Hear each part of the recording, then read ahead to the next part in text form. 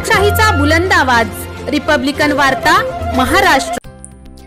केंद्रीय गृहमंत्री अमित शाह यांनी केलेल्या आक्षेपार्ह वक्तव्याबाबत कारवाई करा। नांदगाव तहसीलदारांना भारतीय काँग्रेस कमिटीच्या वतीनं निवेदन। केंद्रीय गृहमंत्री अमित शाह यांनी राज्यसभेत महामानव डॉक्टर बाबासाहेब आंबेडकर यांच्याबद्दल आक्षेपार्ह वक्तव्य केल्याबद्दल केंद्रीय गृहमंत्री यांच्यावर कायदेशीर कारवाई केली जावी, यासाठी नांदगाव येथील भारतीय राष्ट्रीय काँग्रेस पक्षाच्या वतीनं नांदगाव तहसील कार्यालयात निवेदन देण्यात आलं। केंद्रीय गृहमंत्री अमित शाह यांनी राज्यसभेमध्ये भारतरत्न महामानव डॉक्टर बाबासाहेब आंबेडकर यांच्याबद्दल आक्षेपार्ह वक्तव्य केल्याबद्दल संपूर्ण देशात संताप, आक्रोश पसरलेला असून भारतीय संविधानाचे शिल्पकार महामानव डॉक्टर बाबासाहेब आंबेडकर यांच्याबद्दल देशाचे गृहमंत्री जर असे बेताल वक्तव्य करत असेल तर ही बाब अतिशय गंभीर स्वरूपाची आहे।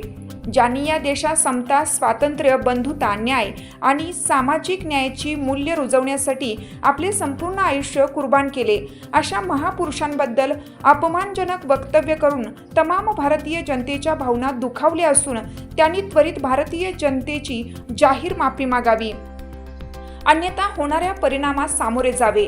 या घटनेच्या नांदगाव शहर काँग्रेस कमिटीच्या वतीनं जाहीर निषेध करण्यात आला।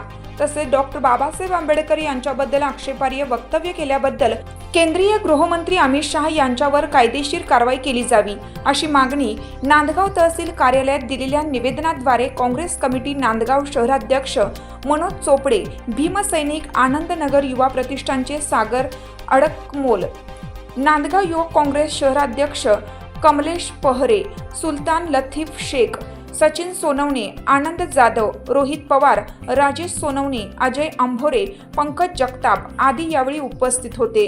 जी शाह यांनी परमपूज्य डॉक्टर बाबासाहेब आंबेडकर, भारतीय घटनेचे शिल्पकार, खऱ्या अर्थानं यांच्याबद्दल जी असंविधानिक वाक्य राज्यसभेमध्ये त्यांनी जी त्यांची भूमिका मांडलेली आहे ती खऱ्या अर्थानं नांदगाव तालुक्याच्या तमाम भीमसैनिक, आंबेडकरी जनता, नांदगाव काँग्रेस कमिटी या घटनेचा जाहीर निषेध करीत आहेच।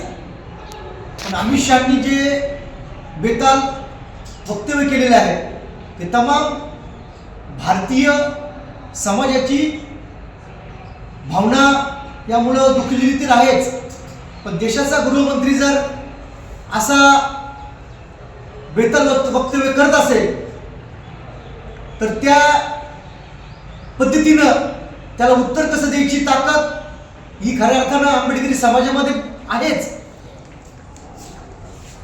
राज्यघटनेचा पाया हा खऱ्या अर्थानं या देशामध्ये सर्वांना समता, न्याय आणि बंधुत्व देण्याचा आहे।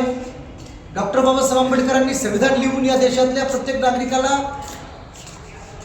न्याय अधिकार दिले, आणि जर देशाचा गृहमंत्री जर आंबेडकर आणि तुम्ही जर देवाची एवढी जप केला असता तर तुम्हाला स्वर्ग मिळाला असता असं वक्तव्य जर तो करत असेल तर खऱ्या अर्थानं या देशाच्या बहुजनांना मुक्तीचं तत्वज्ञान मांडून डॉक्टर बाबासाहेब आंबेडकरांनी प्रत्यक्षात या देशामध्ये स्वर्गच उतरवलेला आहे। हजारो वर्षापासून आम्ही नरक यातना भोगत होतो आणि त्या नरक यातनाला छेद देण्याचं काम परमपूज्य डॉक्टर बाबासाहेब आंबेडकरांनीच केलेलं आहे, आणि बाबासाहेब आंबेडकरच हे आमचे खऱ्या अर्थानं देव आहेत। आमची भूमिका अशी आहे की मोजू तरी तुझी उंची कशी, मोजू तरी कशी उंची तुझ्या कर्तृत्वाची, तू जगाला शिकवली व्याख्या माणसातल्या माणुसकीची, तू देव नव्हता, देवदूतही नव्हतास, तू खऱ्या अर्थानं मानवाची पूजा करणारा, मानवाला समतेची आणि मानवतेची वागणूक देणारा खरा महामानव होता। परमपूज्य डॉक्टर बाबासाहेब आंबेडकरांना मी विनम्र अभिवादन तर करतोच, पण अमित शहानी हे जे वक्तव्य केलेलं आहे त्या वक्तव्याचा मी जाहीर निषेध करतो, आणि संबंधित प्रशासनाने या घटनेचा योग्य तो कार्यवाही करावी ही मागणी करतो व थांबतो। जय हिंद। रिपब्लिकन वार्तासाठी नांदगाव प्रतिनिधी मुक्ताराम बागुल, नाशिक.